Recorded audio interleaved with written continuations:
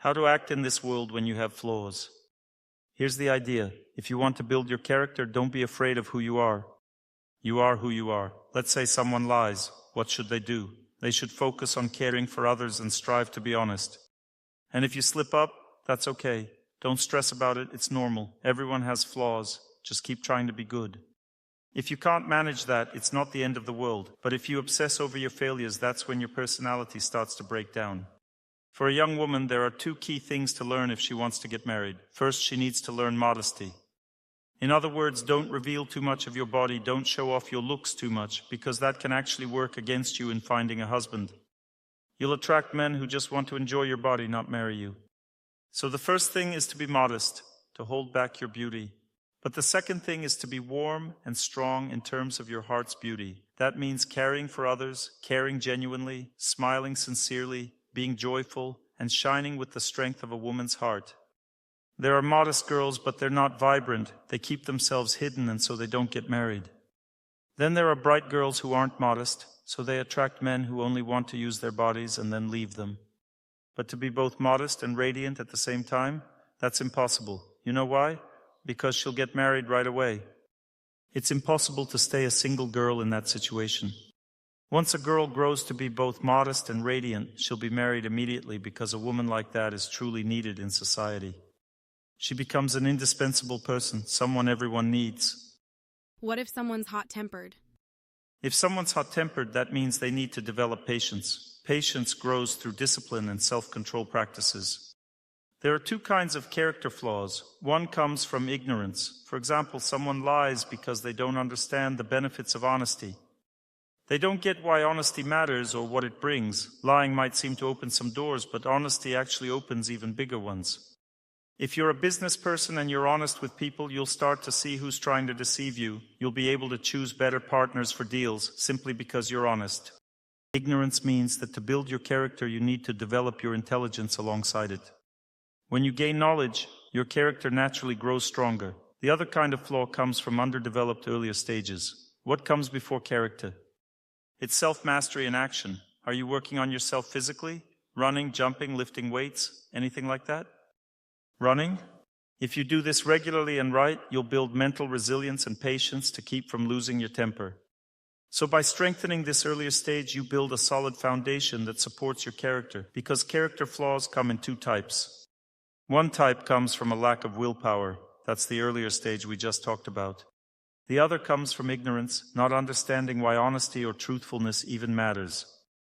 When a person doesn't know why they should speak the truth, they can't find the motivation. They want to be honest, but don't know the purpose. For example, someone comes up and says something to them. They feel, I can't tell the truth, it's risky, so they lie. Even though they want to be honest. If they understand the benefits of truth, then they speak boldly, because they know better, and that's how they overcome fate. Ignorance breeds fear. People are afraid to tell the truth. Like a boy who doesn't tell his father the truth because he's scared of punishment. But when he lies, he gets punished even more. When he tells the truth, a father smiles and forgives because he sees the kid being honest. Love comes through truth. A father softens and calms down.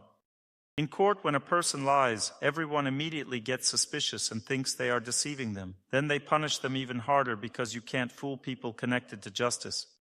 They see right through people. They're highly trained for that. But when you tell the truth, they relax immediately, see that everything's fine, and calm down. When you're born into a wealthy, educated family and your parents raise you within a certain social circle. Great, perfect. But sometimes life throws you into a different environment.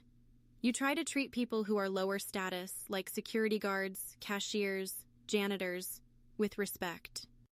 But over time, those people will inevitably do something wrong to you. I don't understand why I still get treated badly, even though I try. That means you lack understanding. Every person has juniors, equals, and seniors. You shouldn't treat juniors as equals, but with compassion. Compassion means like a mother. You have a high social status which you can't change because it's given by God, not by you. Treat the janitor like a mother. They know your status too. Status is felt. If someone from the government walks in, everyone will notice right away. Yes, but if that government person treats those outside the government with respect, then it's a whole different story. That would bring happiness for everyone. If they treat others respectfully, they become even stronger. People will accept them, and they'll be happy to be around them. There's a difference between being a compassionate father and being a brother. You can love someone like a brother, or you can love someone like a father. If a father acts like a brother, he loses the right relationship with his son.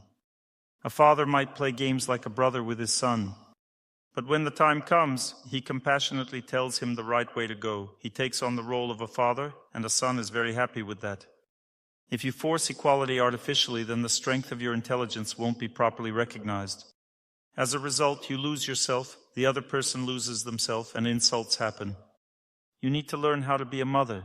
That's where the problem lies. You see, nowadays, elders can't really be superiors because they don't know how. People have a very strong sense of being masculine or feminine. Look at a woman in her 70s putting on makeup, swaying her hips while walking. She's falling apart, but still trying to put on a show. You understand? She needs to become a mother. Being a mother means a different walk, a different attitude, a different look, and she'll be endlessly happy. She'll be loved just as much as before, but it will be a different kind of love, the love for a mother. And in society, she becomes very sought after because there are plenty of women but very few mothers. There are many women in society but few daughters, you understand? When a woman can act both as a daughter, respecting her elders, and as a mother, she becomes a developed woman. Learn this. Learn what it means to be a mother. And when a woman truly becomes a mother, she's instantly protected from infidelity. Her husband won't leave her. Her whole life changes.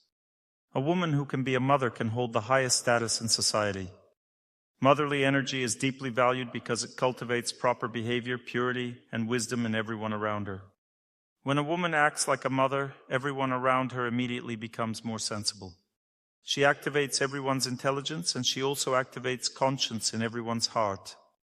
Because when a woman acts like a mother, all the fighting stops, bad behavior ceases, and people start doing the right thing. That's the power of motherly energy. It's the energy of loving strictness. But what if I'm younger than those older people, but they are security people? You just told me you lack understanding. Know this: status in society, or the status God grants a person, is above age. If someone holds a high status and another person has a lower status but is older, you still treat that older person like a mother would treat her child. For example, if an elephant is older than you, how should you treat it? If an elephant is older, you treat it like an elephant. But what if the older one is a goat, a ram, a donkey, or a pig? That means you should treat them with respect for their good qualities, but also understand the difference between what you have and what they have. You understand? Because everyone feels this difference, both you and the other person. Thank you very much. I give lectures to leaders. There are 3 categories of leaders: businessmen, managers, and mentors. These are the 3 types of leaders in society. When I conduct seminars with them, I communicate differently, and different kinds of relationships develop. Here, my relationship with you is one thing. With them, it's something completely different. This is very necessary. Our country suffers from total ignorance when it comes to respecting elders.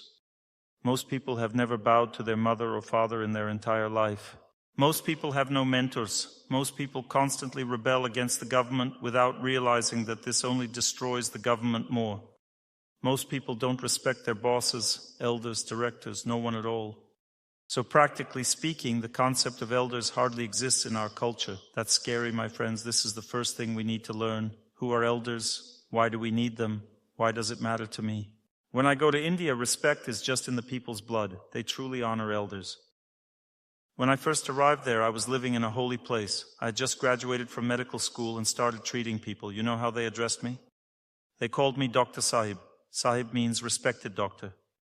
No one addressed me simply as doctor, and I was only 28 or 29, still a kid, and these were grown adults, older folks calling me Dr. Sahib. I was blown away thinking, why do they talk to me like that? Am I really a great person? No, it's just who they are. They are the great ones. It's their culture that shows respect. If someone heals people, that person holds the highest status in society. They give knowledge. That's why everyone respectfully comes for wisdom. I've seen young Brahmins barely 20 years old with elders humbly folding their hands and kneeling before them. The Brahmins would teach, but they weren't proud of themselves. They understood why it was that way, that it was not because they were above those people, but because through them flows the power those people need. Same thing in my relationship with you all. After years of lecturing, I realized the best way to teach is to constantly have great reverence for the listeners, because they give you the chance to grow. They give you knowledge, they give you faith. Through their eyes you see what faith really is. They give 10 times more than you give them. If you get on a pedestal thinking you're better than them, then you're just fooling yourself. You don't understand who's giving to whom. That's your problem. It's the same with the cleaning lady. Just be humble towards her, but do your duty. If your duty is to be superior, then be superior. That means being a compassionate mother in that situation. But what if my parents are older, and no matter how much I try to help them, they just don't accept it? That's called the discipline of respect. Every time you see them, you should remember they gave you life, and you owe them your reverence for that. I love them deeply, respect them, try to care for them, and I want to help them. Just make sure your intentions are pure and sincere. You're doing it because you want to be happy right now. I might argue about that because I used to smoke and drink, and I want to thank you in front of all these people because you saved me. Now we need to have a little debate. We got off track. Let's argue. I'm not arguing. Well, it's not really arguing. When people argue with love, truth is born. So I'm very interested in this conversation. You said you might argue that your motives are selfish, right?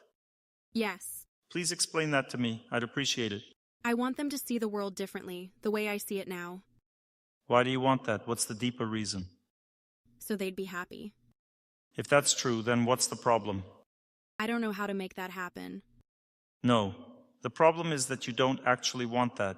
If you did, you wouldn't be crying now. Try to understand there are two motives.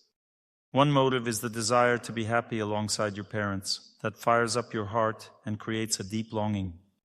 And as a result, a person hits a wall, unable to truly help them. The other motive means I want nothing for myself. I just want them to be happy, so I'll simply work on that. Whether they change or not doesn't matter. See, right now you're very attached to the outcome, and that's why you're upset. It means you want happiness for yourself. But if you shift your motive in your heart through prayer and simply live peacefully for them, praying for them, wishing their well-being, then you won't be so fixated on results. You'll know that every time you do this, it changes them in some way. Look, there are two ways to get to the 9th floor. The first way is to want it desperately, which leads to extreme exhaustion. The second way, I'll give you an example. Knowledge is always best shared through examples. When I was a kid, we had to run a 3-kilometer race twice. I'm not a strong runner. Usually I get beaten. The first time I ran just with joy. We were running through the forest, and I was thinking about the trees. When I finished, I was really surprised. I wasn't first, but I wasn't last either. I actually passed some people I didn't expect to. That really surprised me, and I decided that next time I'd try to do better, but this time I wasn't enjoying the forest. I was just running full speed, trying to overtake others. I burned out halfway through, and I ended up last. That made me start wondering what went wrong. I analyzed everything and realized that your motivation either brings victory or defeat. The right motivation gives you the patience to wait, meaning you don't rush and you don't get upset. I'm passing this knowledge on to you now. Know that when you pray for your parents, they change. It's impossible that they wouldn't change. They do, slowly, but they do. Do you feel calmer now? Yes, thank you very much. Understand your motivation. If it hurts you that they aren't changing, that means you want your own happiness with them. But if you just pray for them and know they're changing, then you're acting selflessly. So I need to find peace in my heart? Yes, peace in your heart. You just need to do this right. Give her the microphone, please. We need to experience this knowledge in action. I'm in a really difficult situation. My father has a lot of debt, and I can't help him financially. We don't talk right now, but I pray for him and his health every day. What happened? I pray for God to grant him health and work. What happened to you? Let's not talk about him yet. What happened to you? I feel like he's changing. No, what happened to you? What happened to me? What's the most important thing that happened to you? I realized I needed to do it sincerely. I know what happened, I'll tell you. You found peace. Yes, peace in my heart. That's the most important thing that happened. Remember this. When a person finds peace in their heart, it means they are beginning to overcome their fate. Because peace means relying on God. The person starts to lean on God, and then the next stage begins. So the first stage is peace. I feel calm. I gained faith in my heart that it would happen. The next stage is deepening that peace. But first, peace turns into determination. then into faith. When it comes to your relationship with your Father, the second stage, after peace, is influence. You can speak to him with love about how to live better, and he will listen. Yes, he listens, and he's already starting to meet me halfway. That's the third stage, when he first listens and then begins to change. So the question is, why do so many people never even reach that first stage? It's because their motives are wrong. They don't want to help the other person, they want to help themselves. And these wrong motives have a very subtle, hidden nature. That's why we suffer alongside people with flaws. Because deep down we're not really trying to help them. We want to help ourselves, so life with them feels easier. When you accept a person as they are, you realize that it's your father, and there's nothing more to do. Then life becomes easier. No, you don't accept him as he is. You simply understand that this is your fate. I understood that it's my fate, and now it feels much easier. Yes, this is your fate. You're praying. When you draw strength from God in prayer, you calm down and realize, this is my fate. This is my fate. The first stage is peace in the heart. The second stage is influence, meaning things begin to change. The third stage is happiness. Thank you. All right, the topic of our conversation is practical self-improvement. Now let's move on to the next aspect. We've touched a bit on how to study sacred scriptures. To study the knowledge of this world, first you have to learn to respect, then to hear, and then to obey your elders. Because respect means to listen, and obedience means to surrender. When a person approaches their elders, surrendering to them with faith, at that moment knowledge penetrates deeply, but you can't force this artificially. For example, if someone surrenders to a person without realizing they are connected to God, that's called fanaticism. The person makes an idol of a superior, treating them like God. But if the superiors feel that they themselves are servants, then the younger person doesn't approach them with fanaticism, but with faith and surrender. They feel a connection and relate to them as a servant of God. That's when idols disappear, and the proper relationship begins. In other words, if there's respect, you sense the wisdom in a person. You think, there must be something worth listening to.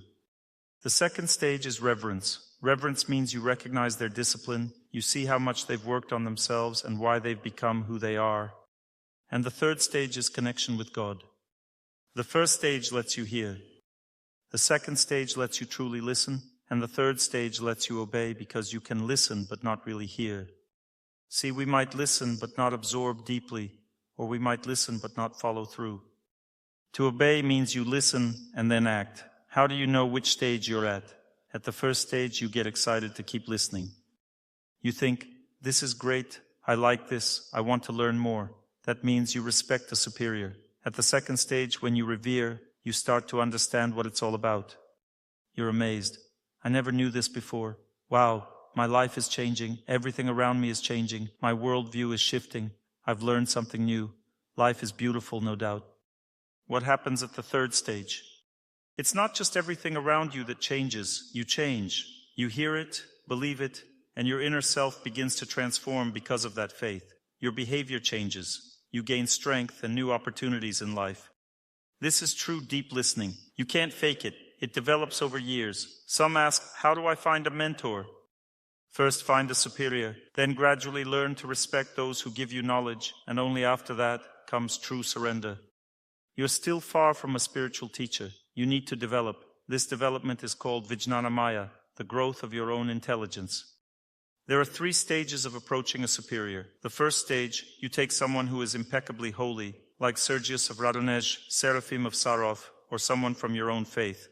A person who is flawlessly saintly. You start reading their works, worshipping them, and slowly your intelligence develops, and you come to accept someone who has the qualities of a holy person but still lives on earth.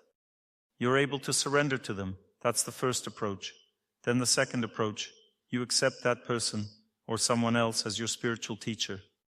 That means you see not their flaws, and they surely have some, but their connection with God. You value that so much that it doesn't matter whether they have flaws or not.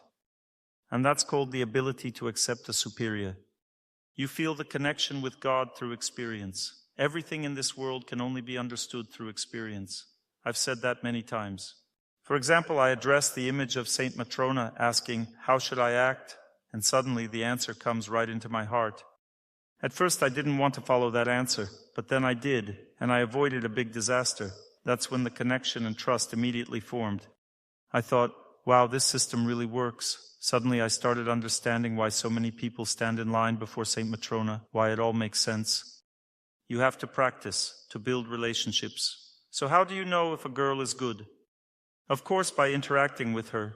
And it's the same here. Someone says, how can I communicate with a photo? Well, you communicate with a girl just like you would with a photo. She's not always right next to you. Then they say, my love is on the 5th floor, almost near the moon. My love is probably asleep now, peacefully sleeping. So you communicate with her just like with a photo. You communicate through the heart. Every person always communicates with each other through the heart. Start communicating with your elder just like you would with your beloved, and you'll see results. You'll begin to really feel the person's presence in your life. In this case, communication means worship. It means I want to serve you, but only through a sincere relationship, through devotion, does holiness come. A holy person won't get distracted by trivial things. They respond to your devotion because they are like that themselves. They themselves serve their superior. When they see the same desire in you to serve, I want to live like you. I want to be like you, pure and bright. Teach me, I will serve you. When you approach them like this, a feedback happens in the heart. They begin to give you knowledge about themselves. At first, this knowledge seems very vague, like maybe you just imagined it, maybe it's not real. But over time, you become more and more certain that it's true. Different events start happening in your life. Suddenly, unexpectedly, your love for them awakens and miracles begin to happen all around. Like the song goes, who said these days there are no miracles and no love? My answer is simple, that's just silly and laughable. You see, that's the whole point right there. How should one pray for an alcoholic? Listen carefully. There's only one way to pray that truly wins. You think about a holy person and you want to serve them. And in that prayer, there are 2 types of effects. The first effect is the attachment to that holy person, their purity, your faith in them. Always hold on to this effect for yourself. I want to believe in you. I want to feel your purity. Please give me that. That's the most important thing I want. But there's a second effect that always comes. It's your own power born from that connection, your inner light. This power arises inside you. Do with it what you will, but don't get hung up thinking about it. You simply pray and quietly tell yourself, health from this prayer goes to you, and instantly it's sent. No need to strain yourself making it happen. It's like when you ask your child to bring you water. Do you then watch every step they take, track how they carry it? No, you don't need to. Trust the holy person in the same way, all right? If you say health to them, then health will go to them. Don't worry about it. Can I wish good health to my child? Wish it to whoever you want. Always keep your connection with God. That's the most important thing in life. Give away everything else. And that means you'll always keep it for yourself too. Because when a person gives health to a child, their own health doesn't diminish. Spiritual energy means 1 + 1 = 2, but 1 - 1 also equals 2. Look, I'm smiling at you. I gave you a smile. You smile back, that's 2. Then I smile again, now that's 3. I smile back again, that makes 3. 1 - 2 = 3. Does that mean I gave a part of myself away? Well, if I smile at you just for myself right now, I doubt I'd get a response. See, the response is different. It comes back more like a smirk or a tease. That's okay, you get it. To learn more on the subject of health and healing of the body, please make sure to read my health guide, available for download on my YouTube channel or on my Instagram page. Thank you very much, and see you soon.